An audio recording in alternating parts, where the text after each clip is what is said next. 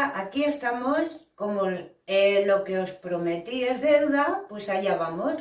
Vamos a por el segundo vídeo y hoy lo que vamos a hacer es un tango, pero muy facilito también.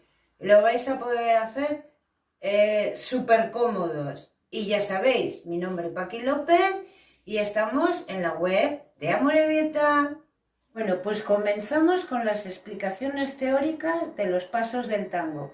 Veréis que las figuras se parecen y son como las del bolero anterior, pero le vamos a dar su velocidad, su ritmo y su cadencia. Tango. Comenzando con el pie izquierdo, hacemos paso, paso, paso, abro, cierro. Paso atrás,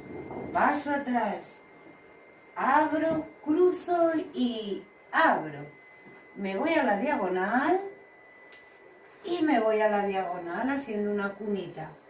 Ahora hago un cruzo, abro, cruzo, hago un rondel por el suelo, abro y cruzo.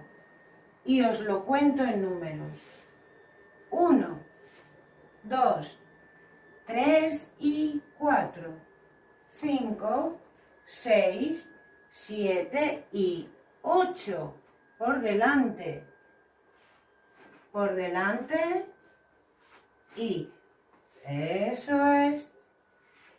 Ta, ta, ta. Comienzo en 1, 2, 3 y 4, 5, 6, 7 y 8. Medio, medio, medio, medio. 1, 2, 3, 4, 5, 6, 7, 8 para comenzar. Entonces, ¿veis que estoy cantando un y dos? Pues cuando hay ese y es porque vale medio tiempo y lo tenemos que hacer un poquito más rápido. 1, 2, 3 y 4, 5, 6, 7 y 8. Medio, medio. Medio, medio. 1, 2, 3, 4, 5, 6, 7, 8 para comenzar. Y ahora vamos a pasar a la práctica.